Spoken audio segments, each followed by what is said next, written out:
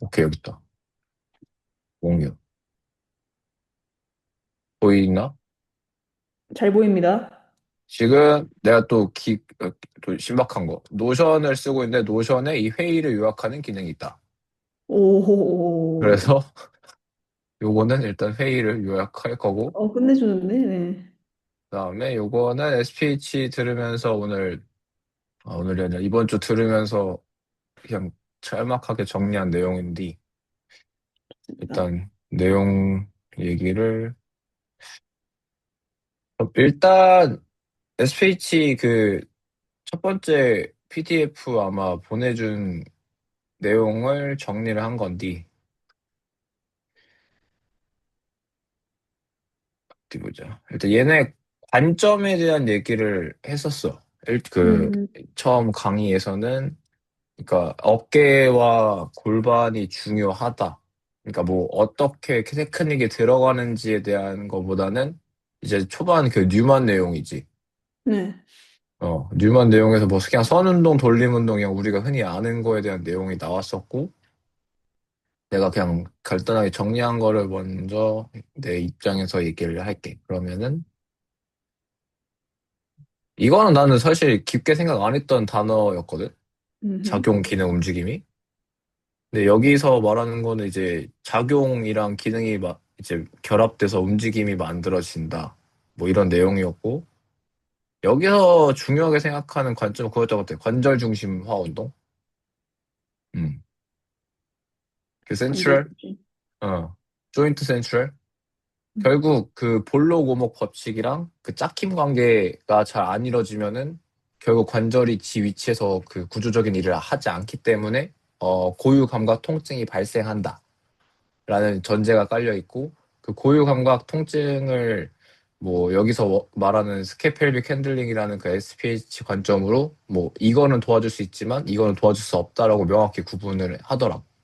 음, 그래서 여기서 뭐지, 합성, 결과 이게 나오는데 다 외우거나 이러진 않았는데, 이제 뭐 내밈 같은 경우에는 윗목을 피고 아래목을 굽히는 뭐 경추를 나눴을 때, 그래서 이제 굽히면서 피면 내밈이고 이제 위에를 굽히면서 피면은 뭐 뒤당김이고 해서, 음, 이거 관점은 좋았던 거는 사람들 뭐 평가를 하거나 아니면 그 체형적인 걸 봤을 때 뭐 저 사람이 이제 그냥 우리는 뭐 거북목이 내비입니다 이러면 아 거북목이구나라는 난 그냥 관점이었었는데, 아 이렇게 좀 세분화해서 볼 수 있구나.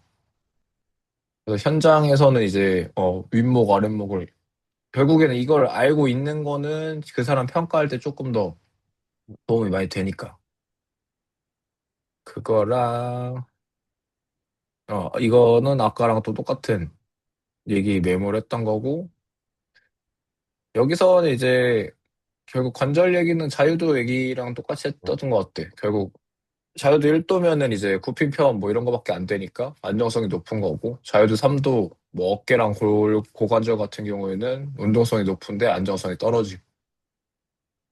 이거는 뭐 뉴만에 항상 나오는 건데 음, 이제 항상 그냥 대충 넘어가는. 근데 여기서 좀 중요하게 생각하는 것 같아. 볼로그목 법칙. 이제 이게 깨지니까 관절 중심 운동이 안 일어난다를 계속 좀 얘기를 했었던 것 같고. 그다음에 지금 가장 중요한 개념이라고 필기를 하긴 했는데, 그 우리 흔히 옛날에 했던 뭐 모바일 픽슘 뭐 그거를 이제 간략하게 설명을 해주신 것 같아. 그 강의에서도 자세한 내용은 뭐 안 했었고, 이거는 나는 이제 그렇게 깊게 생각을 안 했던 포인트였는데, 이제 열린 위치랑 닫힌 위치라는 개념을 설명을 하더라고. 뭐 무릎으로 치면은 이제 무릎 플렉션한 상태면 이제 열린 위치고, 닫히면은 잠겨 있으니까 닫힌 위치라고 하는데, 이거랑 이제 아까 위에서 말했던 운동 형상학적 사슬이랑 좀 상호 작용으로 개념이 들어간다. 그래서 이번 주차인데 이번에 들었던 내용들은, 그러니까 뭐 당장의 테크닉이나 이런 것보다는 기능 해부학적을 SPH 관점에서 어떻게 바라보는지를 알려주는 강의였던 것 같아. 그거랑 이것도 나는 딱히 생각을 안 하고 살았었는데, 나는 이거는 조금 그냥 그 항상 그 그래프만 머릿속에 있었지. 정확히 뭐 80%, 100%까지는 생각을 안 했었고, 이것도 결국 뭐 길이 장력 관계는 맨날 원RM에서 얘기를 했던 거니까. 그 다음에 이제 세부적인 게 들어가는데, 일단 여기서 음, 좀 유용했던 거는 뭐 통증 증후군, 신드롬 이런 거는 도시 괴담이다. 막 그러니까 허리 디스크 때문에 사실 이제 허리 안 아픈 거 유명한데 아직도 일반인들한테는 괴담처럼 퍼져 있고 뭐 턱에서는 이제 이것도 이제 통증 증후군이라 말하는데 여기 관점에서는 어깨에서 이제 뭔가 짝힘 불균형이 발생을 하고 키네틱 체인에 따라서 뭔가 이 보상적인 관절 움직임이 발생을 하는데 그걸 어느 정도 중재를 할 수 있다. 라고 말을 하더라고, 턱도. 턱도 자유도 6도라고 했나, 3도라고 했나, 3도다. 그래서 뭔가 얘네도 이 관점으로 봤을 때는 어깨로 조절했을 때 가능하다. 그 다음에 이제 갈비 쪽에서도 호흡 때문에 말이 많은데, 여기서 바라보는 거는 움직임과 호흡을 원인이라기보다는 결과로 바라본다고 하더라고. 그러니까 움직임이랑 호흡이 왜 안 나왔는지를 이제 척추나 그런 짝힘 구조로 계속 바라보는 것 같아. 어깨나. 그다음에 여기는 이 말을 하려고 하더라고. 나는 몰랐는데 뭐 란셋 뭐 엄청 유명한 저널에 이미 다 디스크는 척추 통증에 인자가 아니기 때문에 이제 더 이견 논쟁이 필요 없고. 그래서 급성 염증 반응이 나와도 뭐 하루에서 이틀, 길어도 7일을 넘지 않는데 그럼 여기는 이제 척추에 뭔가 짝힘 구조가 또 깨져 있는 볼로고목 법칙이 안 나오고 그런 관점으로 계속 얘기를 하더라고. 그래서 아까 말했던 내밈이랑 뒤당김을 AO랑 AA랑 경추로 나눠서 경추 윗부분 얘네 두 개를 윗목이라고 하고 여기를 아랫목이라고 해서 어, 내밈 뒤당김을 이런 식으로 얘기를 하고 또 나온 게 이제 거북목이랑 일자목 항상 이제 일반적으로도 얘기 많이 나오는데 여기서 보는 거는 흉추 후만에 대한 얘기를 했어. 뭔가 깊은 목 근육 뭐 이런 걸로 조절을 많이 하기도 하는데 이제 여기 관점에서는 흉추 후만을 해결을 해야 이제 저거를 잡을 수 있다. 그다음에 척추는 이제 자유도 6도라고 표현을 하더라고. 굽힘, 편, 뭐 이제 돌림까지 해서 6도라는 표현을 써서 가장 많은 움직임을 만들어내고 대신에 안정성은 가장 좀 떨어질 수 있는.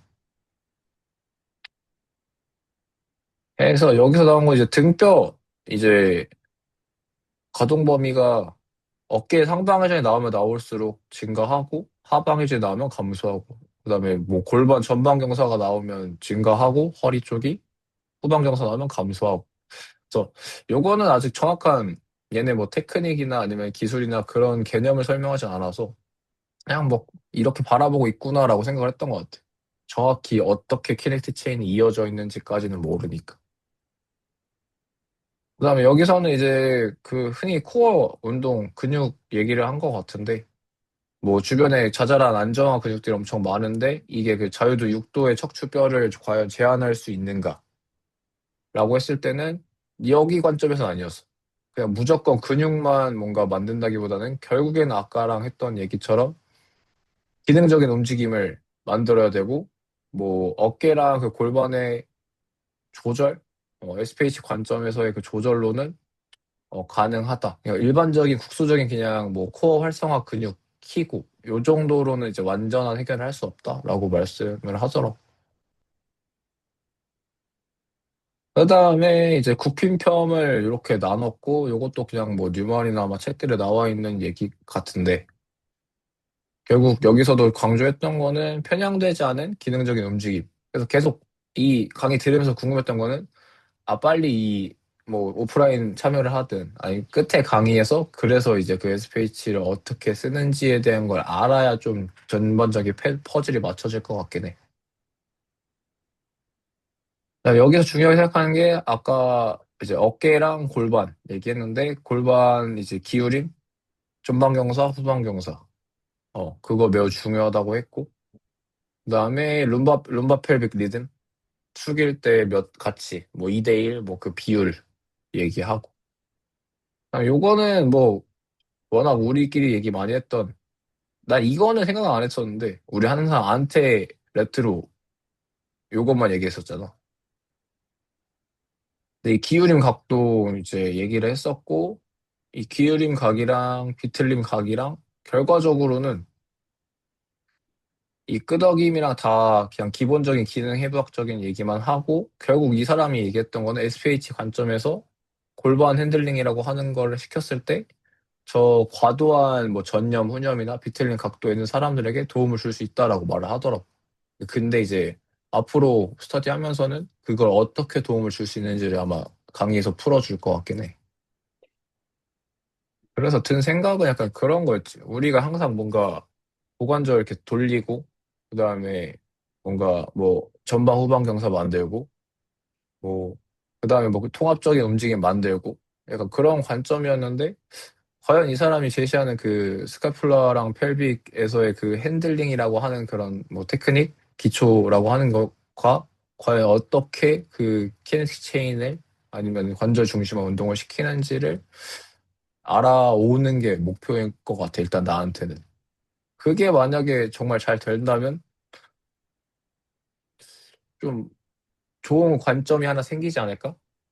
왜냐면 항상 약간 좀 국수적인 걸로 시작을 해서 국수적이게 끝나거나 아니면 뭔가 그런 통증이나 관절의 호전도가 막 회원들이 드라마틱하게 좋아지지 않을 수도 있는데 만약에 이게 가능하다면 좋아질 수도 있겠다라는 생각을 강의를 들으면서 많이 했던 것 같고, 그다음에 이제 어깨 얘기, 요거는 그냥 다 그 뉴말에 있는 내용들이야.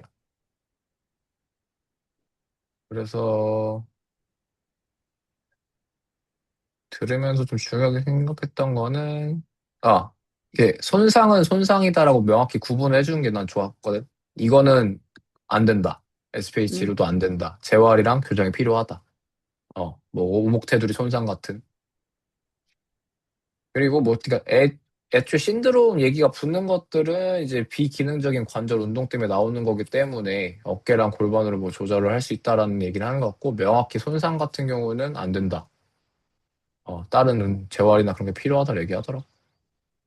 그다음에 견갑 상완 리듬은 뭐 여러 개 써놨는데 그냥 우리가 원래 아는 그 내용을 써놨고, 근데 이것도 항중력근 계속 똑같이 나오는 키워드들은 짝힘, 안정시 근육 길이, 그다음에 뭐 안정시 위치, 그러면서 이제 뭐 우리는 아는데 이제 일반인한테 설명할 때 좀 중요한 포인트 같은 게, 백날 이제 뭉쳤다고 승모근 마사지 해도 안 풀리는 게 왜 안 풀리는지, 항중력근에서 뭐 안정시에서 근육 길이가 너무 늘어나 있으면은 그건 사실 마사지 풀리지가 않으니까 뭐 그런 걸 음, 한 번 더 짚어주는 거. 그다음에 아까 말했던 것처럼 짝힘 또 어, 등세모근이랑 정거근 해서 이제 짝힘 1차적, 그래서 회전근개 짝힘은 2차적이다라고 말을 하셨어, 이 사람. 어깨는 여기까지였고, 그다음 팔꿈치 요 사진도 뉴만에 있는 건데 크게 중요한 거는 뭐 없었고, 그냥 이제 통증 증후군, 이것도 증후군은 구조적인 거는 이제 뭐 어쩔 수 없는 거, 살면서 뭐 사람이 태어났을 때부터 뭐 이렇게 돼 있으면 이걸 바꿔줄 수는 없으니까. 근데 만약에 그냥 기능적으로 이게 떨어졌다 그러면은 그 어깨 핸들링이란 걸 통해서 일정 수준 조절이 가능하다라고 말씀하시더라고요. 여기서도 이제 증후군 부는 거, 뭐 TFCC, 뭐 건초염, 뭐 손목 통증, 증후군도 결국 어깨에서부터 이제 파생이 됐다라고 보고 어깨 음. 핸들링을 하면은 조절이 가능하고, 그다음에 또 뭐 웃겼던 말들은 뭐만 하면 TFCC, 뭐만 하면 건초염. 제발 이런 거 하지 말라고.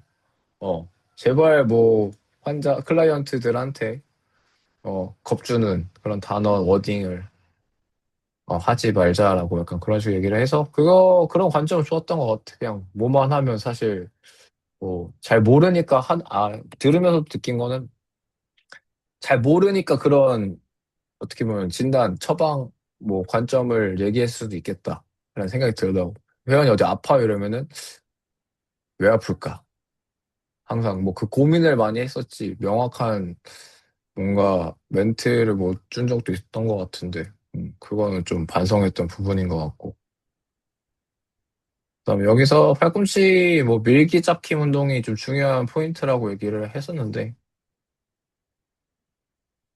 아, 뭐 팔꿈치 통증 그런 증후군 결국 또 여기서 나오는 신드롬도 어깨 핸들링이라는 걸 통해서 도움을 줄 수 있다. 그러니까 그래서 지금 계속 궁금증을 줬어. 그래서 어깨 핸들링이랑 그래서 골반 핸들링이 뭐고 어떻게 하는 거고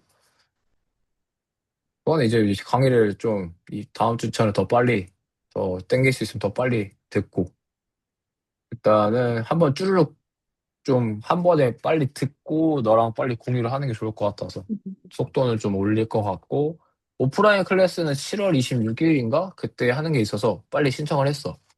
좋은데요? 그래서 아마 7월 말에서 8월 중으로는 실기까지 듣고 와서 그게 좀 공유가 될 것 같아. 나 이것도 그냥 누만 내용인데 여기서도 뭐 손목 손상은 도수 치료랑 운동 치료로 중재로 들어가야 된다 명확히 우리가 할 수 있는 건 뭐 딱히 없고 또 TFCC 나왔는데 뭐 도시 괴담 수준이니까 제발 그만 얘기해라. 손상 조건 명확하게 이제 뭐 물리적인 충격, 역학적인 스트레스 뭐 써있네. 까꿍했다고 찢어지는 약한 인대가 아니니까. 그럼 강의 들으면 재밌더라. 나중에 뭐야 너뭐 음. 시간이 좀 여유가 있건 그러면 내가 아이디랑 그거 알려줄 테니까 들어봐. 뭐 그러게요. 말이 되게 웃겨. 그거랑 여기도 뭐 손가락 통증 증후군 물고 자세한 것까지는 이거 그렇게 썩 중요하지 않다라고 해서 무릎에서 조금 나는 처음 느꼈던 거는 자유도 6도라고 표현을 하더라고. 음. 굽힘, 펴, 뭐 이제 돌림까지 해서 3차원적인 관절 운동 형성학적으로 안정성에 취약하대. 근데 요건 좀 새로운 관점이다. 항상 나는 뭔가 내가 배웠던 그 무릎은 그렇게 모빌리티가 좋은 관절이 아니라고 생각했었는데 여기서 제시하는 거는 6도 척추랑 똑같이 말을 하니까 그거랑 이제 뭐 큐각, 뭐 무릎각, 뭐 메니스커스 여기서도 이런 구조적인 큐각, 무릎각 이런 PFPS 뭐 이런 것도 골반 핸들링을 통해서 어느 정도 조절이 가능하다. 그래서 앞에 말했던 상지랑 하지랑 묶어서 계속 똑같은 키워드는 손상은 이제 치료 영역이고 증후군이라고 표현되는 것들은 대부분 어깨와 골반에서 파생이 된다라고 보는 것 같고 그럼 그 어깨와 골반의 핸들링이라는 것을 통해서 그거에 이제 구조적인 도움을 줄 수 있다라고 계속 똑같은 음, 키워드를 말씀을 해주시는 것 같아요. 요것도 뭐 그냥 이거 안에서도 짝힘 얘기 나왔었어. 그냥 뭐 외측 관근 너무 세면은 가쪽으로 잡아당기고 내측 관근 너무 세면은 잡아당기는 것처럼 이거 짝힘 관계가 중요하다라는 얘기였고. 이건 뭐 스크류 메커니즘, 뭐 피머 도는 거, 티비아 도는 거 크게 뭐 자세한 내용은 안 말했던 것 같고 발도 똑같아. 뭐 족저근막 염, 뭐 아니면 통증 증후군 이런 것도 대신 무조건 중지할 수는 없다. 대신에 조금 신박했던 거는 평발이나 요족 같은 것도 골반 관점에서 바라보더라고. 골반에 그게 좀 되면은 조절이 가능하다. 그리고 여기가 마지막으로 정리한 건데 결국 메인은 골반이랑 어깨로 계속 말을 하는 것 같아. 이번 주차는 내가 기능해부학 저 강의를 다 돌린 건데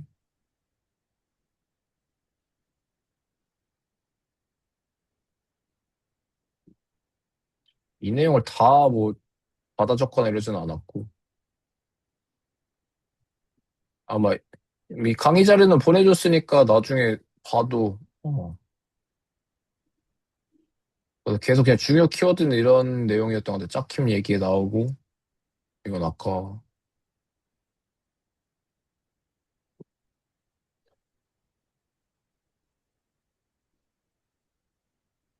그냥 전에 우리가 봤던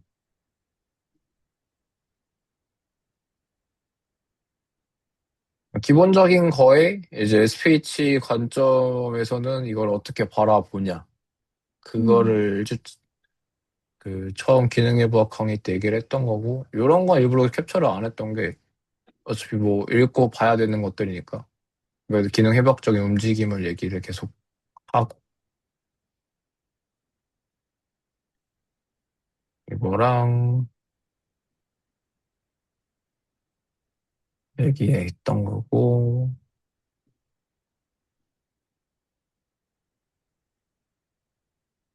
전반적인 다 뉴만 내용에서 뉴만 내용의 SPH 관점. 이런 거 그냥 이것도 뉴만에 있는.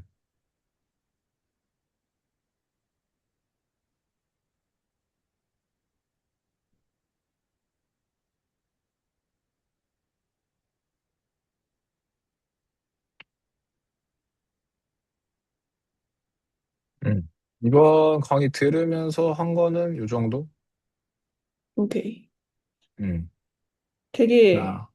그 SPH에 대한 기술이 되게 궁금해지는 음, 강의였네요. 음, 음. 약간 예고편 느낌이 나기도 하고, 어떻게 보면은 이거의 효과를 볼 수 있는 것들에 대해서 약간 나열을 해주고, 기능 해부학이랑 같이. 저도 되게 궁금해지는 테크닉이네요, 참. 신기하네. 그리고 또 관절 중심화의 내용에는 이거는 뭐 이견 없이 저는 맞다고 생각을 하고, 관점 차이 이런 게 아니라 그냥 진짜 관절 중심화는 너무 중요한 것 같고. 근데 궁금한 게 그 디스크 얘기.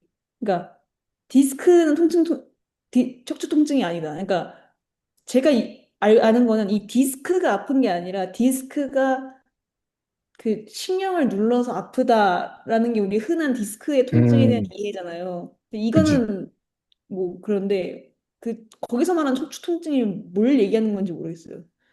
그러니까 그 흔한 이제 아마 이게 내가 이제 완벽히 그 내 워딩을 아마 똑같이 말을 못 할 텐데, 거기서 이제 그 선생님이 말씀하셨던 거는 이제 우리가 흔히 말하는 이제 그 디스크가 눌려서 신경 통증 발생하는 게 다 맞는 얘기인데, 이제 디스크가 결국에는 빠져나오고 나면 재흡수가 되고, 그 이후를 말하는 것 같아. 만성적인 그 통증이 계속 발현되는 거에 대한 오케이, 관점이었어. 오케이.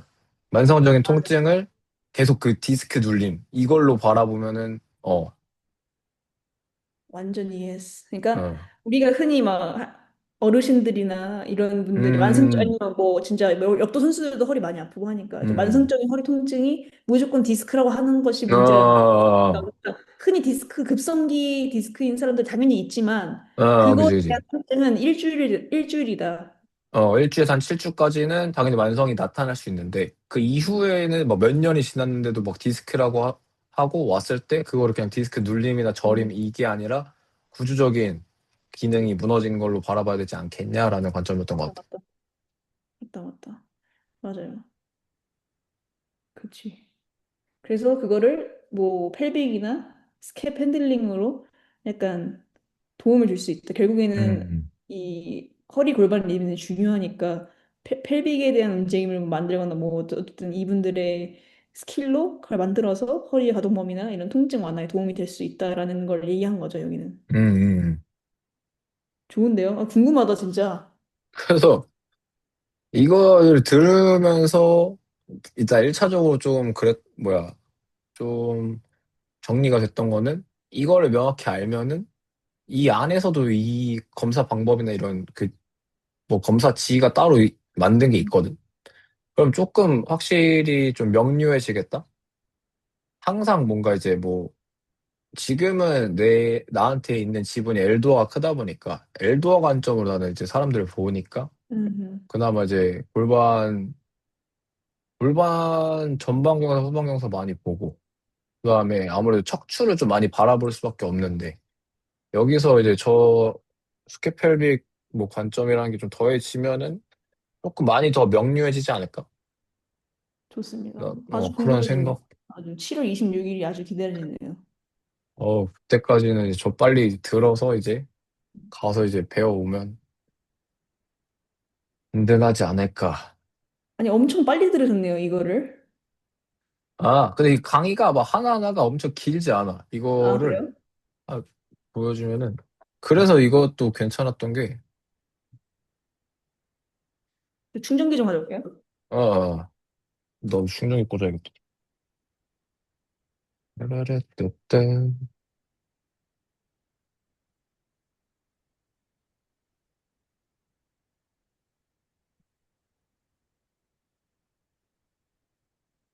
어,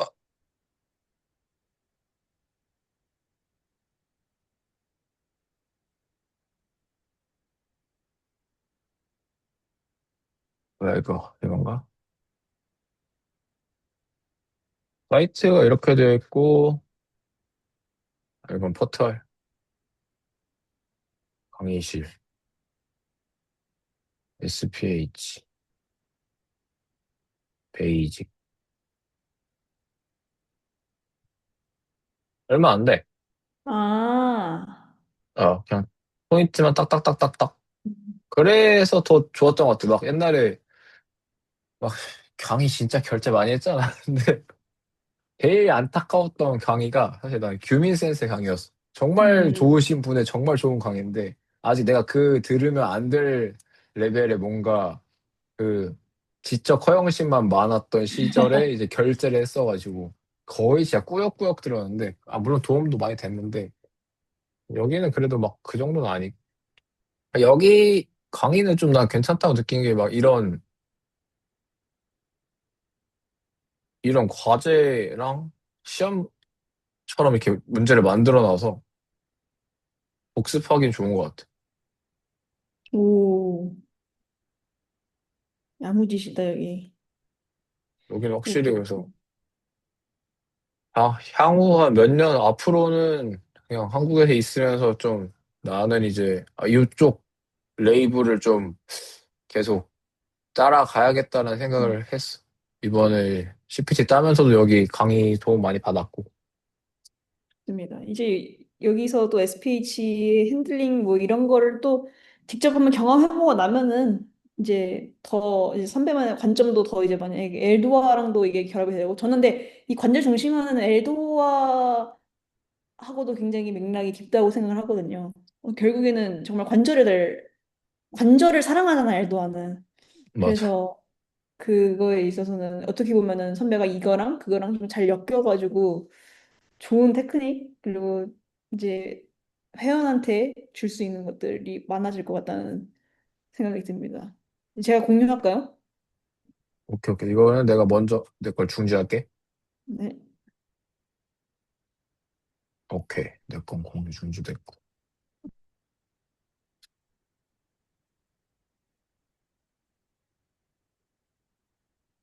이렇게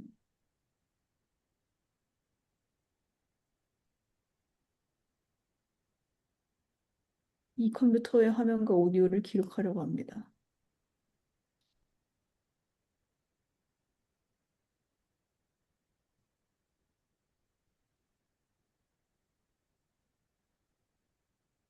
잠시만요. 응, 천천히. 공유. 여기다.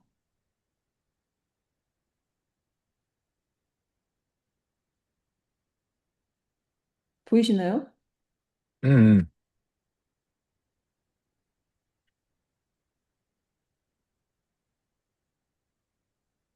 일단 제가 뭘 해야 될지 이거 어허허허. 화면 전체 화면으로 보여요? 다 보여, 다 보여.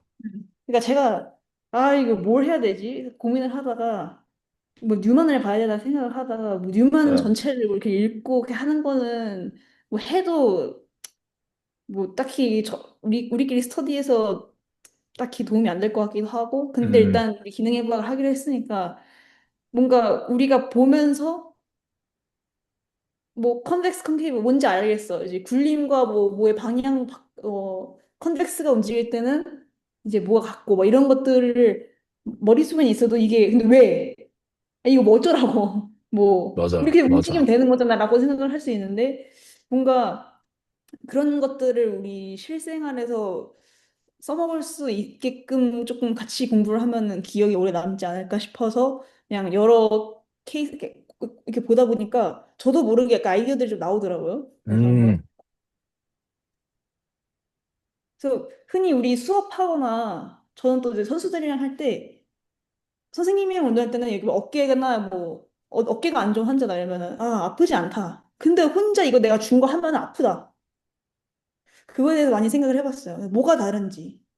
근데 사실 우리 이거 수업할 때는 손이 들어가죠. 위에 손이. 왠지. 우리 손이 들어가죠. 그래서 트레이너 손, 트레이너 손이 과연 어떤 역할을 하느냐에 대해서의 그거를 이제 우리가 앞으로 볼 그 기능적인 움직임이랑 어떻게 결합이 됐어요. 생각해보니까. 음, 엄마 손 인정하는데 우리 트레이너 손에 이제 기능이 있다. 음, 그래서 이 이게 앞으로 얘기할 컨케이브 컨벡스랑 관련이 있는 내용이에요. 그래서 어, 내가 손을 댐으로써 이 컨벡스 컨케이브 움직임을 올바르게 만들기 때문에 예를 들어 아까 말한 관절 중심화가 안 되면 통증을 고유수용 통증을 야기시킨다 했잖아요. 음, 이거랑 같은 맥락이거든요. 그리고 우리가 손을 댐으로써 얘가 그 관절 중심화가 일어나거나 이 촉각 가이드만으로도 이 컨벡스 컨케이브가 원래 안 맞던 게 맞아 떨어지게 되면서 교정이 되는 거지 알아서. 음, 그래서 통증이 더 떨어지는 경우도 있을 거고 우리가 만짐으로써 이 프로프리오셉션 고유수용 감각 얘네가 그냥 근육 자체가 여기 써야겠네라고 하는 경우도 있고 그래서 그 세션 동안에는 좋은 움직임이 나올 수가 있다. 그래서 근데 우리가 지금 말하는 거는 이 고유수용 감각 아래에 있는 것보다는 텍타일 여기 촉각 가이드를 통해서 우리가 이 운동 역학적인 거를 교정을 순간시킨다는 생각이 들었어요. 사실 음. 어디서 본 적은 없는데 맞는 것 같아. 그치. 왜냐면 이제 컨벡스 컨케이블러 이제 이 동굴이랑 이 동그라미랑 어떻게 관절별로 움직이냐 이걸 어디다 써먹을 수 있느냐에 대한 건데 이제 이거는 조인트 모빌라이제이션 관절 가동술은 원래 한국에서는 물리치료소만 하는데 여기서는 이제 음, 다 AT나 다 하거든요. 그래서 이 관절의 움직임에 맞춰서 예를 들어 어떤 관절은 컨케이브가 컨벡스 위에서 움직이는 애들이 있고 예를 들어 어깨 관절은 컨벡스가 그 이 동그라미가 파여 있는 그 이제 스캡에서 이렇게 움직이잖아요. 음, 이걸 알고 우리가 치료를 이렇게 관절 가동술이나 뭔가를 처치를 해야 되는데 이걸 모르고 하면은 안 되니까 이걸 또 알아야 되는 이유가 되고 또 충돌 증후군이 있을 때도 예를 들어 어디가 찝힙니다. 트레이너님 오늘 뭐 어디가 찝히네요. 이런 거 할 때도 찝히는 이유에 대해서 무작정 풀거나 뭐 무작정 활성화 시키는 게 아니라 일단 그 관절의 움직임을 생각을 해봐야 되기 때문에 그 아까 말한 관절 중심화에서 벗어난 컨벡스 컨케이브로 그래서 깨진 움직임이 나타났을 때도 이 충돌 증후군이 나타날 수 있기 때문에 또 알아야 되고 우리가 그리고 이 경로가 이 얼라이먼트 정렬이 무너지거나 움직임의 경로가 어긋나는 경우도 결국 컨벡스 컨케이브 때문일 수도 있고 컴펜세이션 이 보상 적용도 결국에는 어떤 부분의 그 이제 가동 범위가 안 나왔을 때 레인지 오브 모션이 안 나왔을 때 다른 데에서 보상이 되는 건데 그게 또이 컨케이브 컨벡스 룰이 안 맞아서 또 그럴 수도 있고 이게 되게 생각해보니까 나는 이거를 왜 하냐 이걸 왜 알아야 되냐 많이 생각을 했었는데 생각해보니까 되게 음, 많더라고요. 그래서 정말 근육의 타이트니스 이 타이트함과 이 조인트 리스트릭션 관절이 제한하고 있진 않는지 우리가 무조건적으로 근육적으로 보진 않는지 그래서 그 전에 컨벡스 컨케이브 한번 확인해 보는 것도 좋다라는 생각이 들었고 이제 그 선배 거기 그 뭐냐 강의 뭐 이런 목록 중에 그래서 검사하는 것도 있더라고요. 어, 그래서 생각해보니까 검사 이 스페셜 테스트라 임상 이학적 검사라고 아마 하는데 생각해보니까 이것도 싹 다 컨벡스 콘케이브 룰인 거예요. 그러니까 예를 들어 이 음, 안테리어 어프리엔션 테스트라는 걸 제가 한번 설명을 드려보자면 네. 어깨 전방 불안정성을 검사하는 그 검사예요. 음. 그래서 제가 뒤에 했을 텐데 하여튼 그래서 어쨌든 얘가 외회전을 할 때 그 굴림과 밀림이 반대로 일어나면서 나는 이 팔을 뒤로 돌리고 있지만 이 헤드는 그러니까 뭐라 하냐 이 뼈 오케이, 헤드를 하죠. 이해됐어. 그쵸? 그쵸, 그쵸. 얘는 오케이. 앞으로 나온단 말이죠. 이게 이렇게 된다는 거잖아. 이렇게. 그쵸, 그쵸. 이렇게. 얘는 나는 뒤로 가지만은 움직임은 뒤로 어, 가지만은 얘는 나온단 말이죠. 이쪽으로. 그쵸, 이렇게. 그쵸. 근데 우리가 이걸 이해하고 있어야지 이것도 말이 된다는 거죠. 모든 것들이. 그래서 음, 뒤에도 나옵니다. 그래서 두 가지 케이스에 대해서 그냥 기억에 오래 남으시라고. 저도 기억에 오래 남으려고 좀 어떤 경험이 제가 있었는지 쥐어짜보다가 한 19살 남자인데 그 마라톤 같은 거 뛰는 애였는데 그 발목 외측 인대들을 다 파열됐어요. 왜요? 인대들이. 근데 우, 이제 재건수를 했는데 얘는 이제 선수니까 뭐 재활 이런 걸 제대로 받을 그게 없었던 거야. 이게 요즘 같은 세상에 말도 안 되긴 하는데 그런 사람들이 있더라고요. 그런 코치들이 아직 있고. 그래서 얘는 수술 받은 지 얼마 안 돼서 그냥 참고 뛰기 시작한 거예요. 그래서 외측인대 재건수를 받았는데 결국에는 이제 재건술이라는 거는 남의 걸 떼오는지 아니면 나의 근육 중에서 어떤 걸 떼와가지고 붙이는 거란 말이죠. 그래서 음, 충분한 재활과 이런 탄성을 다시 얻을 시간이 있어야 되는데 얘는 바로 뛴 거예요. 그래서 보면은 어, 제 펜 보이나요? 보여, 보여. 어. 그래서 결국에 우리가 여기 피뷸라, 비골, 티비아, 경골 그리고 이 테일러스라는 뼈가 있습니다. 그래서 얘네들이 합쳐져서 요 테일러 크루랄 이름 중요하지 않아요? 그냥 어떤 관절이 음, 생기는데 여기서 케이브가 얘잖아요. 얘네잖아요. 어, 어, 얘네가 이렇게 파여 있으니까 이렇게 스윙 스윙. 그래서 얘 같은 경우는 컨벡스가 컨케이브 위에서 얘가 계속 굴러야 되는 애란 말이죠. 그러니까 티비아 어, 피부가 있고 있으면 얘가 계속 굴러야 어, 되는 거잖아요. 어, 근데 이 ATF를 이 재건술로 인해서 완전히 이걸 잡아주는 애가 나가리가 나는 거죠. 음, 회복도 안 된 상태에서 뛰니까. 그래서 이 테일러스가 원래는 이렇게 움직일 때 발등 이렇게 굽힐 때 돌시플렉션 할 때 들어가면서 관절 이제 컨케이브 컨벡스 움직임에 의해서 약간 들어가면서 올라와야 돼요. 그래서 얘는 반대 움직임인데 음, 그게 이 인대가 불안정해서 못 잡는 거야. 그러니까 관절 중심화가 안 되는 거죠. 얘 경우. 얘가 계속 음, 나오는 거야. 툭툭툭툭. 아, 들어가면서 올라와야 되는데 이렇게 얘는 돼야 나오는 거야. 되는데, 이렇게 되는구나. 그렇죠. 나오는 거야. 그러니까 얘는 계속 그 이물감을 느끼는 거죠. 발 뛸 때마다 얘가 그 주차장 안에 차가 들어가시 이렇게 징 해야 되는데 자꾸 그냥 위에 있으니까 자꾸 여기 걸리는 거야. 이쪽 아, 부분에 자꾸 통증이 있어요. 뼈가 관절 중심화가 안 된 상태에서 이 컨벡스가 자꾸 위에 덜덜덜 걸리니까. 그래서 얘를 한번 이제 컨벡스는 컨케이브 위에서 반대 움직임이어서 발을 돌시플렉션 시키면은 얘는 뒤로 가야 돼요. 그래서 그걸 한번 시켜봤어요, 그냥. 근데 뭔가 뚝 소리가 나면서 뭐가 들어가는 거예요. 그래서 요 케이스가 컨벡스 컨케이브를 알아야지 요게 해결이 됐다. 근데 요게 또 어떤 걸 또 볼 수 있냐면 비슷한 케이스인데 이제 여자애인데 이제 2, 3도 얘도 똑같이 외측인데요. 그래서 얘 같은 경우는 수술을 안 받았어요. 수술을 안 받았는데 이 검사가 전방 전이 검사거든요. 그러니까 무릎에도 전방 전이 검사가 있는데 얘도 발목에도 전방 전이 검사가 있는데 얘를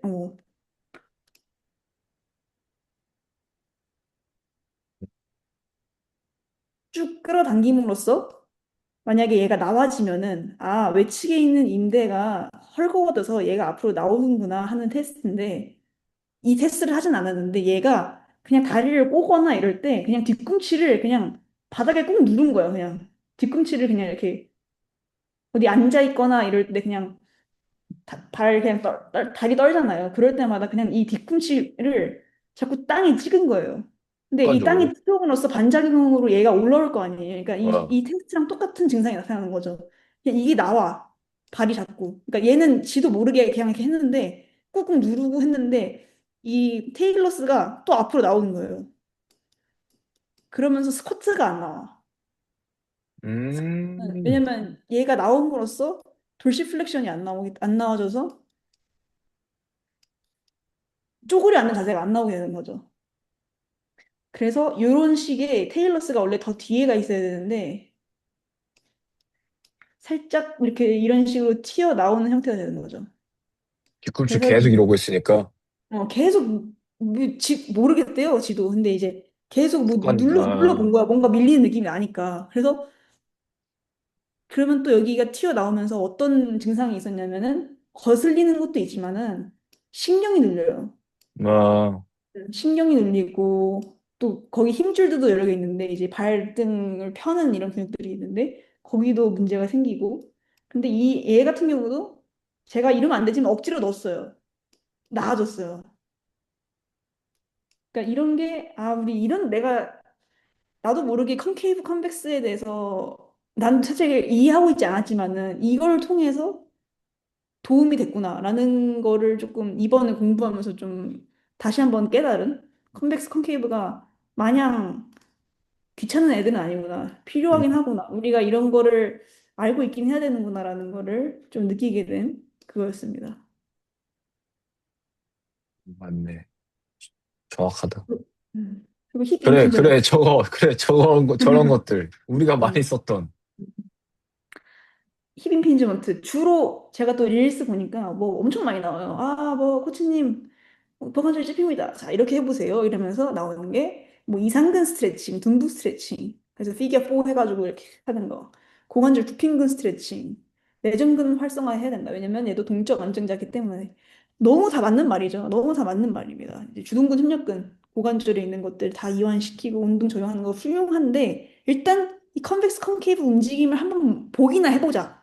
그냥 무작정 풀고 강화시키려는 게 아니라 일단 얘가 잘 그게 움직이는지 컴팩스 컴케이브 그러니까 고관절이라고 하면은 이제 OKC라 그러면은 컨케 이제 우리가 체중 지지가 아니라 뭐 예를 들어 레그레이즈라고 할 수 있겠죠. 그냥 우리가 매달려가지고 그것도 고관절 움직임을 그러면 이제 힙에서 다 대퇴 얘가 움직이는 너, 거니까 그렇죠. 비머가 그렇죠. 반대 움직임이 나온단 말이죠. 얘는 글라이딩은 이렇게 밀리는 건 미끄러진 여기고. 밑으로. 그래서 그냥 그런 것들을 생각해서 이런 밴드 걸고 뭐 셀프로 그냥 관절 가동을 할 수도 있고 아니면 그냥 스쿼트 할 때 그냥 그 방향을 밀어줌으로써도 조금 나아질 수 있는 거고. 그래서 이런 걸 먼저 체크를 해봐야지 뭐 둔부 스트레칭을 주든 뭐 강화를 시키든 아 이걸 좀 알긴 알아야겠다라는 뒤늦은 깨달음이 있었습니다. 그리고 아까 말씀드렸던 스페셜 테스트, 이런 이학적 검사를 할 때도 다 이 운동 형상이나 이 컨벡스 컨케이브 룰이 다 이거에 베이스더라고요. 그래서 결국에 우리가 하는 뭐 테스트들이 막 많이 보셨을 거예요. 막 무릎 막 당기고 막 뺀 어, 이런 것들.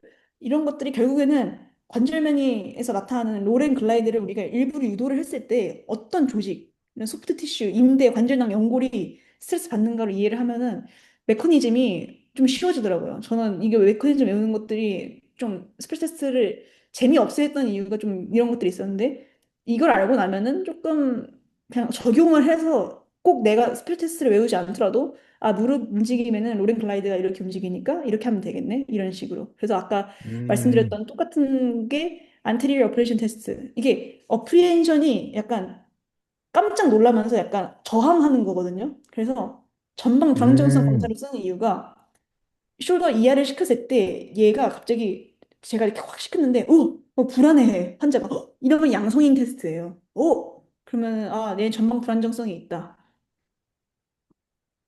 왜냐면 여기에 안테리어 인피리어 그레노 휴머럴 리가먼트가 있는데 결국 이제 앞에 있는데 아래에 있는 견인대다 대충. 어, 그래서 요게 결국에는 불안정해가지고 앞으로 쑥 튀어나오는 거죠. 왜냐면 얘가 강하게 잡고 있으면은 얘가 헤드가 확 나오지 않겠죠. 그러면 얘도 놀라지 않겠죠. 근데 이제 여기 불안정성이 있으면은 환자가 놀란다.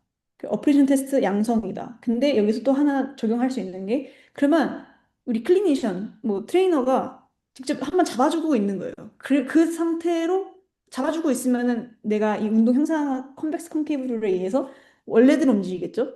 그랬더니 똑같은 걸 했는데도 뭐 놀라거나 불안감을 나타나지 않는다. 이런 말은 즉슨 내가 불안정성이 있던 게 사실이었던 거네, 이 환자가. 그래서 이것도 양성이에요, 결국에는. 환자가 이렇게 했을 때 놀라면 양성, 근데 또 트레이너가 막았는데 또 괜찮다 그러면 양성. 음, 네, 이런 뭐 스펠 테스트가 중요한 게 아니라 이걸 그냥 이런 걸 이해하고 있으면은 되게 좋다라는 게 이제야 조금 이해가 됐어요. 철든 음, 느낌? 그리고 제가 또 다음 거 준비한 거는 OKC, CKC. 뭐 음, 다 흔히 아는 거지만 그냥 한번 OKC, 고립 성장 타걸 그냥 딱 타겟할 수 있으니까.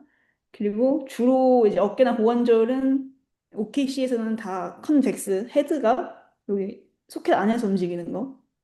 근데 무릎은 또 다르죠. 그리고 이제 전달력이 발생한다. 그래서 그 왜냐면 이제 끝 원위부 디스탈 그 끝에 부분에서 저항이 걸리니까 예를 들어 레그 익스텐션이면은 발에서 저항이 걸리니까 관절에 계속 내려가려는 힘이 들 거 아니에요. 음, 그래서 OKC는 이런 점이 있고 근데 초기 재활 및 약점 강화 그러니까 우리가 체중 지지나 뭐 그런 상태 그걸 못하는 상태에서 하기에는 OKC가 확실히 좋은 선택이다. 이렇게 하면 그냥 오랜만에 분류를 처음 해봤고요. CKC. CKC는 결국에 걷기, 달리기, 점프 싹 다 발 붙어 있잖아요. 음, 그래서 이것들이 다, 그래서 CKC는 결국에는 이 기능적인 움직임이랑 스포츠로 전이하는 데 있어서 결국에는 중요한 것들. 그리고 OKC랑 반대의 관절면 움직임. 발끝이 잠겨져 있기 때문에. 그리고 그 레그 익스텐션과 달리 우리가 스쿼트를 하게 되면은 관절에 이제 부하가 생기죠. 이게 압력이 걸리니까. 그래서 이 압박력이 생기면서 또 어느 정도 안정성이 생기기도 하면서 햄스트링과 배태 쿼드에 또 이런 이제 코 컨스트럭션이 또 나오고 이럼으로써 나오는 또 시너지가 있고 서서 만약 예를 들어 스쿼트를 하게 되면은 우리는 스스로 중심을 잡으려고 하잖아요. 거기서 나오는 또 이점이 있는 게 또 CKC의 특징이었다. 그리고 이제 아이소메트릭, 이센트릭, 컨센트릭인데요. 우리가 흔히 생각하는 그냥 버티는 아이소메트릭. 저는 아이소메트릭 신봉자입니다. 음, 저는 아이소메트릭을 진짜 아이소메트릭 너무 좋아해요. 저는 그냥 뭐만 하면 아이소메트릭 시킵니다. 근데 실제로 통증 감소 메커니즘이 있어요. 어, 그래서 예를 들어 이 테니노패스 이 건병증 환자한테 45초 동안 다섯 개 시켰더니 70%의 힘으로 최대 힘의 70% 힘으로 시켰더니 45분 동안 통증이 진통되는 그런 음, 효과가 있었다고 연구 결과가 있었다고 해요. 그래서 결국에는 내가 관절이 막 떨그럭떨그럭 걸려도 아이소매틱으로 버티고 있으면은 이런 관절 내부에 이런 마찰 없이 충돌 없이 이제 이 내 건에 기계적인 부하를 전달할 수 있으니까 좋죠. 근데 또 이건 제가 처음 한 건데 이 앵글 스페시피시티 그러니까 관절의 각도에 따라서 특이적으로만 적용한다는 얘기였어요. 이게 무슨 얘기였냐면 저도 처음에는 뭔 소린가 했는데 플러스 마이너스 10도 15도 범위라는 게 예를 들어 저희가 하프 스쿼트에서 뭔가 약점이 있다고 생각해요. 그러니까 음, 뭔가 하프 스쿼트 때 뭔가 좀 힘이 좀 빠지고 힘이 없는 느낌이야. 그러면 우리가 예를 들어 뭐 90도 동작에서 아이소 홀드를 해요. 그럼 여기서 플러스 마이너스 10도 15도 까지는 효과가 있는 거예요. 그러니까 우리가 80도에서 뭐 100도까지는 이 90도짜리 아이소메트릭 홀드로 인한 효과가 이 구간까지 이점을 본다는 음. 거였어요. 그래서 재밌네. 그래서 어떻게 보면 막 흔히 그 뭐라 하지 핀 스쿼트나 어, 그 우리 예전에 민승 센세가 막 하단에서 멈추고 올라오는 것들 하잖아요. 정지 퍼즈 스쿼트. 퍼즐 그런 것들이 다 이런 원리구나. 아이소메트릭이 이런 원리구나. 물론 정지는 아예 놔버리는 거니까 좀 다른 메커니즘이긴 하겠지만 그냥 우리가 구간별로 버티면서 그 구간의 약점을 보강하기에는 이 아이소메트릭 홀드가 정말 정답이구나. 그냥 다시 한번 되새겨본. 그리고 이센트릭, 신장성 수축.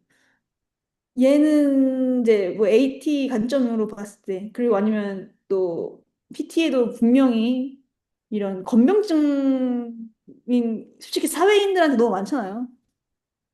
그래서 이 이센트릭이 어떤 이점이 있느냐 찾아봤더니 이제 우리가 건병증, 이게 만성적인 건병증 갖고 있는 사람들은 이 콜라겐 섬유가 정렬이 막 이상해지면서 또 회복은 돼. 회복은 되는데 그 회복이 될 때 혈관이 또 이상하게 또 불편하게 또 이렇게 회복이 되는 거예요. 음. 그럼으로써 계속 만성적인 통증이 유발이 되는데 이 이센트리 계속 찢는 수축을 함으로써 단방향 스트레스를 줘서 팽팽하게 예쁘게 성형을 한다는 거죠. 리모델링. 그래서 이게 알프레드슨 이센트리 프로토콜 이게 어떤 거냐면 아킬레스 건병증에 대한 재활 프로토콜이에요. 그래서 결국에는 이 사람이 주장한 게 이센트릭으로 인해서 이 콜라겐 섬유를 재정렬을 한다. 그래서 이런 식으로 레그레이즈를, 그러니까 카프레이즈를 이런 식으로 해서 찢는 느낌. 계단에서. 단방향 기계적 부하를 준다. 요거의 핵심 근거가 있고, 또 이센트릭의 효과는 이 근절의 개수를 늘려서 근육이 길어지게, 그리고 근육이 길어진 상태에서도 강한 힘을 만들 수 있게. 그래서 이 스트레인, 그 좌상, 그러니까 햄스트링 찢어지잖아요. 뭐 운동선수나 뭐 그렇게 운동하다가. 그래서 음. 이런 거 결국에는 우리가 길어진 상태에서 큰 힘을 쓸 수 있게 만들기 때문에 요 결국에는 이런 그리고 예방에도 도움이 된다. 그리고 이제 우리가 자주 얘기하던 대사적인 측면에서는 더 큰 기계적 장량을 발생시키기 음. 때문에 근비대 촉진에 유리하고 또 이 또한 돈스를 가장 유발하는 수축 형태이다. 그리고 컨센트릭.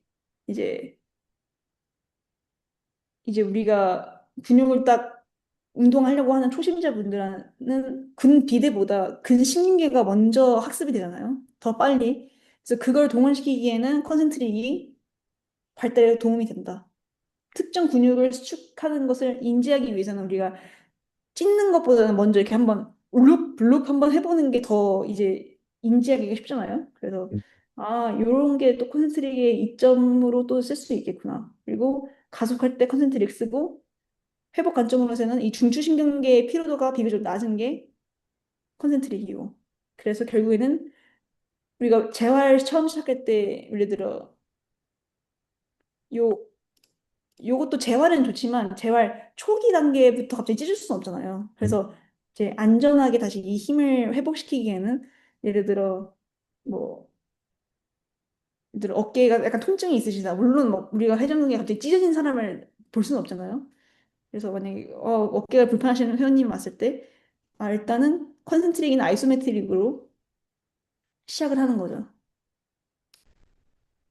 그리고 길이 장력 관계가 있길래 또 봤는데 제가 보니까 저는 사실 이거에 대해서 생각을 안 해본 것 같아요. 솔직하게 저는 그냥 이 선배 보내주신 페이지에 있어서 한번 다시 생각해 볼 수 있게 됐는데 이거를 생각해보고 산 적이 없는 것 같아. 솔직히. 근데 사실 이거를 현장에서 응, 그 다 이렇게 돌리는 게 쉽지 않죠. 쉽지 않아. 쉽지 않죠. 그래서 좀 선배 덕분에 다시 한번 생각을 좀 깊게 해보는 기회가 됐는데 이제 그냥 개념을 다시 한번 보면은 근육이 발휘할 수 있는 최대 장력이 수축 직전 근육의 초기 이게 무슨 뭔 소린지 애매하지만은 우리 액틴 마이오신 알잖아요. 막 이렇게 하는 거. 액틴 마이오신. 플라멘트. 얘네의 결합수. 얘네의 결합수가 결국에는 힘이랑 비례한다. 그러니까 많이 결합될수록 좋은 거죠. 그래서 최적의 랭스가 있는데 이거를 아까 선배가 보여준 뭐 퍼센티지 막 80% 0%뭐 이런 게 있잖아요. 그래서 레스팅 랭스. 여기서 가장 능동적인 장력이 높다. 가장 최적의 길이에서. 짧아졌을 때, 그러니까 중요한 거는 짧아졌을 때가 교차 결합의 공간. 그러니까 결국에는 이 힘이 떨어지게 되는 거죠. 그래서 장력이 뚝 떨어지면서 교차 결합한 공간 없는 거. 너무 길어진 상태. 너무 길어진 상태에서는 너무 늘어나 있으니까 오히려 이 능동적 장력이 뚝 떨어진다. 그래서 여기서 알아야 될 게 이제 능동적 장력이 떨어지면은 우리가 또 수동적 장력이 있잖아요. 뭐 인대나 음, 이런 음, 우리 그 능동적인 구조물 말고도 수동적인 장력들이 있는데 얘네들이 이 길어진 랭스에서는 확 올라간다는 걸 기억을 해야 된다. 그래서 총 우리의 근육의 장력은 능동이랑 수동의 합인데 수동은 이제 아까 말한 근육을 제외한 탄성 결합 조직들이 자연스럽게 그냥 자동적으로 나오는 그 텐션인데 근육의 최적 길이를 너무 늘어나면은 이제 능동장력은 완전 떨어지겠죠. 근육이 이제 수축의 범위에 넘어가니까. 근데 오히려 이걸 붙잡으려고 수동적인 구조물들은 기하급수적으로 떡상을 하겠죠. 이걸 붙잡고 있으려고. 근데 이거 어디다 써놓냐고요. 그래서 이거 알수 그치. 뭐 할 건데. 그래서 생각을 해봤는데, 이거 뭘까? 가동범위 스트링을 통해 부상을 예방할 수 있다. 그러니까 예를 들어 음, 우리가 회원님들한테 뭐 플라이오메트릭 근데 잘안 하지 않나요? 플라이오메트릭? 깨는 분들이 있어, 나는. 그래 다행이다. 일본, 다행이다. 그러면 일단 뭐 러닝이나 점프 플라이오메트릭을 이제 지도하려고 할 때 이제 착지부터 훈련을 많이 시키는데 그럴 때 과도하게 우리가 착지를 할 때 돌시 플렉션이 돼 있으면은 비복근은 아무래도 더 완전 많이 늘어나겠죠. 그러면서 음, 능동장력은 떨어지면서 수동적 조직의 스트레스 그러니까 수동적 조직의 장력이 늘어나가 근육에 파열 가능성이 있다. 그래서 이런 거를 잘 체크하면서 결국엔 기회장력 관계가 적용이 되는 게 요 파트고 능동 불충분지예요. 이게 이제 이제 우리 근비대 측면에서는 이게 가장 중요한 것 같아요. 그러니까 저도 능동 불충분에 대해서 생각하고 산 적이 없는데 우리가 예를 들어 다관절 근육이 예를 들어 햄스트링은 골반이랑 무릎이랑 붙어 있는 이관절 근육이잖아요. 음, 근데 얘가 예를 들어 그 골반의 힙 익스텐션 상태에서 무릎까지 짧아지면은 양쪽 골반이랑 무릎에서 다 짧아지는 거잖아요. 어, 그래서 길이 장력 관계상 너무 오버하게 단축이 된 거죠.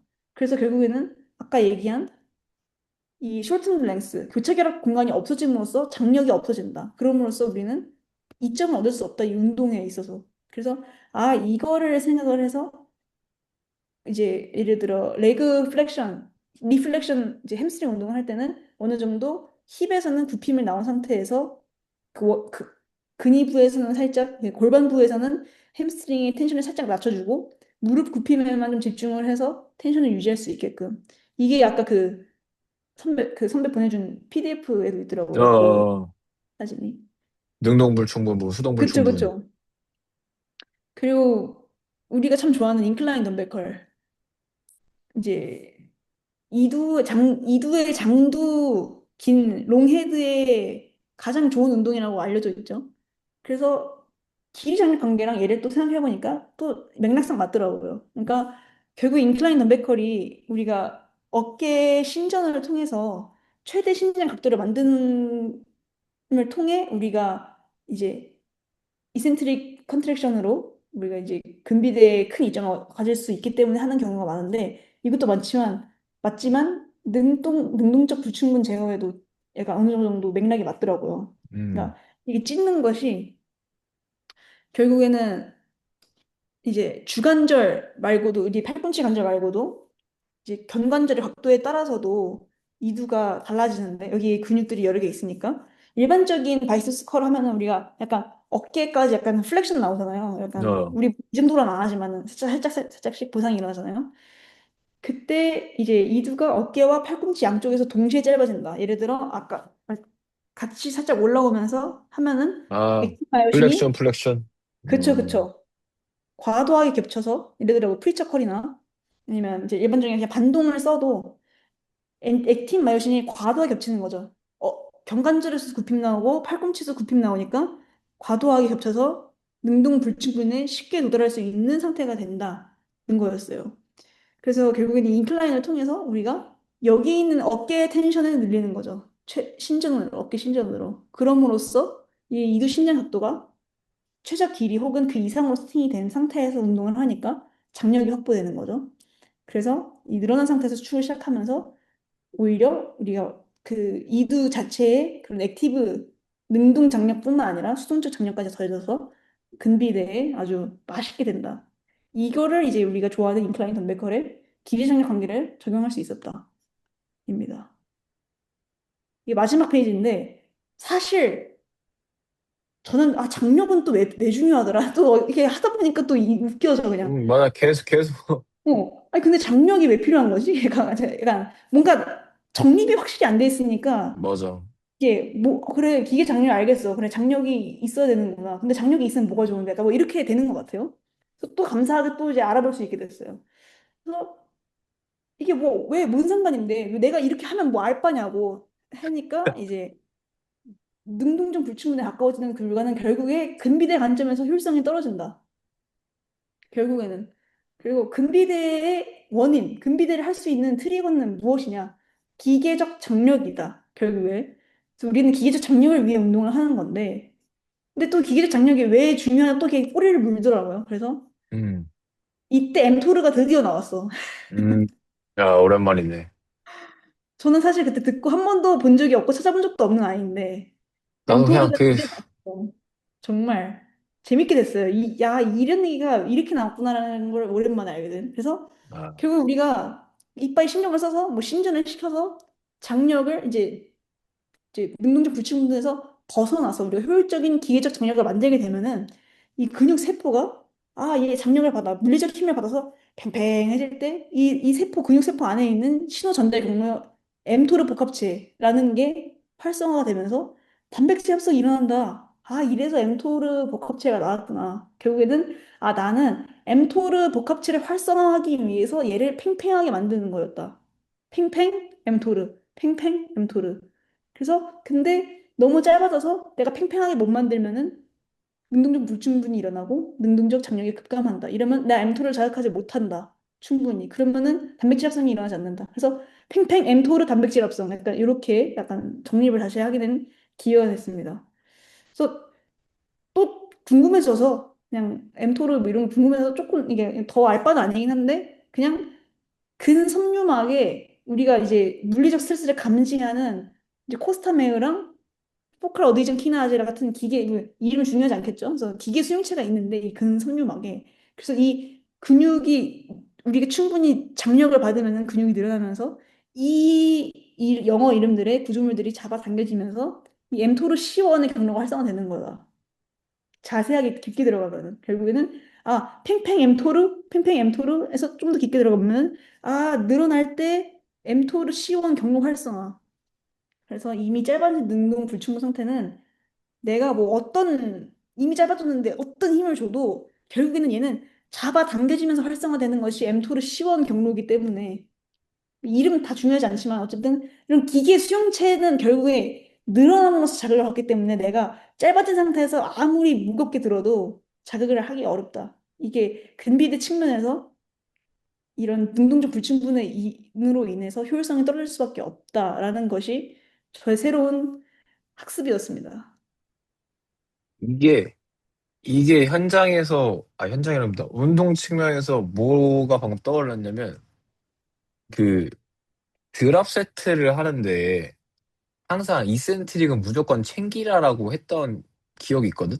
음. 어떤 그 과정에서. 내가, 왜 이센트릭 항상 챙기니까 뭔가 치팅 써도, 사실 치팅 쓰고, 그렇죠. 이거 계속 음. 하잖아. 이거 왜? 그러니까 왜가 중요한 건데 이게 정확히 이 포인트인 것 같아. 기계적 장력이 계속 걸려 있어야 사실 치팅 서서 이렇게 올려버린 건 이미 능동 불충분 만들어 버린 거고 그럼 여긴 중요한 게 아니잖아. 어떻게 보면. 그럼 이제 여기서 이 뜯겨나가는 이때 이게 엠토르시온을 활성시키는 우리의 기회인데, 그럼 이걸 금비대 측면으로 봤을 때는 사실 고중량이든 저중량이든 뭐 저중량의 장력을 못 만졌으니까 빼고 적절한 중량이든 고중량이든 결국 그 이센트릭 구간 혹은 이 장력이 생기는 그 구간을 어떻게든 챙기는 게 금비대의 관점에서는 무조건. 그래서 레그 익스텐션도 차다가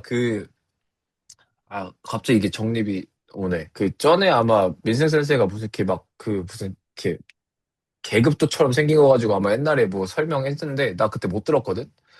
근데 거기서 무슨 뭐 무슨 뭐 메소드에서 익스텐션을 한 번 차고 뭐 반개 차고 한 개 차고 반개 차고 했나? 아니 뭐 음, 이런 여러 가지가 있었는데 아마 그것도 요거랑 비슷한 맥락일 수도 있다 생각해. 아니면은 차다가 이제 안 차지면 이제 반 개씩 차는데 아마 그 반 개씩 차는 것도 익센트릭을 최대한 챙기려고 하는 거랑 마지막에 지금 떠오른 건 톰 플라츠? 그 보디빌더 엄청 유명한 아저씨 하체의 음. 괴물이라고 하는 아저씨 옛날에 익스텐션 영상 떠서 익스텐션 머신이랑 교감한다고 하는 영상이 있었거든. 막 진짜 못 찰 때까지 막 진짜 버둥버둥 하는데 그때 그때도 그 사람이 이렇게 막 그 끝까지 이 내려오는 이 중력 저항하는 구간을 진짜 요만큼이라도 챙겨가려고 했던 게 결국 이 사람도 경험적으로든 이론적으로든 이거를 아니까 아, 정말 저도 그러니까 사실 근비대가 기계적 장력만 있진 않겠죠. 예를 들어 뭐 우리가 예전에 들었듯이 막 위성세포 음, 뭐 근형질세망 뭐 이런 여러 뭐 실패 지점 도달을 통해서 뭐 나오는 것들 뭐 있겠지만 일단 중요한 우리가 장력 하는 게 이게 이제 근비대의 중요한 트리거가 되니까 그런 건데 이거를 우리가 알고 있으면서도 뭐 이센트릭 아마 같은 사람한테 들었을 것 같아요 우리가 아, 이센트릭 하는데 그래 알겠어 찢는 느낌 알겠어 근데 이게 왜인지 음, 몰랐잖아요 나도 저는 몰랐어요 솔직히 저는 몰랐고 나도 그러니까 몰랐어. 기억 안 나. 찢어야 뭔가 우리가 이제 몸으로 배우는 것도 있지만 찢어야 뭔가 자극이 오고 이런 거 알고 있지만은 왜지라는 생각을 처음 해본 것 같아 이번에 그래서 아 결국에는 이거를 활성화하는 거는 장력이 필요하구나 그래서 장력을 위해서는 아 이런 길이 장력 관계가 이래서 중요한 거구나를 처음 알았습니다. 그러니까 사실 학부 시절에 이 받았던 모든 정보가 사실 그 퍼즐로만 남아 있어. 사회에 맞아. 나와서 느낀 건데. 그러니까 솔직하게 얘기했을 때 완벽한 하나의 정제된 개념으로 못 만들었던 거를 여실히 느꼈어, 이번에. 진짜. 여실히. 정말 진짜. 그래서 뭐 사실 뭐 정해진 때라는 건 없으니까 우리가 이걸 시작한 계기도 그런 거고. 그럼요 그 우리가 좋을 정립을 때 나가면은 정말 이거는 좋겠다. 이 흩어진 조각들 그거를 이제 다시 퍼즐을 끼워 맞추는 느낌? 진짜 너무 진짜 아 어, 정보를 너무 많이 들었어. 이게 정립이 안 된 상태에서 계속 들어오기만 하니까 뭔가 남긴 해. 그러니까 다행히보다 남긴 했어요, 뭔가가. 맞아 그래서 다행히. 기억하고 있는, 막 키워드를 기억하고 있는 거 보면은, 그래, 뭔가 듣긴 했어. 근데 그게 뭔데? 약간, 그래서 뉴만 1장도 참 많이 읽은 것 같은데, 약간, 그래, 뭐, 이렇게 되면 능동불충분이 일어나면 되겠지. 이렇게 되면 능동불충분이구나. 이렇게 되면 길어진 거구나. 근데 이게 뭔지를 약간 내가 적용해 보려고 적극적으로 하지 않았고, 또 심지어 선수나 뭐 선배 같은 경우는 이제 회원님이나 아니면 우리 스스로 운동할 때도 아 이렇게 했을 때 잘 됐으니까 그냥 이렇게 가르치면 되겠다 해서 결과물은 잘 나왔어. 근데 이제 다행이죠. 그럼 다행인데 그치, 이거를 모르고 어떻게 보면 나은 거죠, 이 결과물을. 그래서 그치. 어떻게 보면은 우리가 이제까지 쌓아온 경험이 있기 때문에 오히려 지금 이게 더 이제서야 머리에 들어오는 때가 된 음, 걸지도 몰라요. 그때는 우리도 몰랐으니까 그냥 듣기만 하고 몰랐으니까 계속 그러는데 경험도 없고 근데 이제 경험을 하고 나니까 이게 선배도 이제 이제까지 들어온 것들이 키워드가 맞고 드디어 되지 않았나. 그래서 너무 저에게도 너무 좋은 기회였습니다, 이번이. 다행이야. 끝입니다.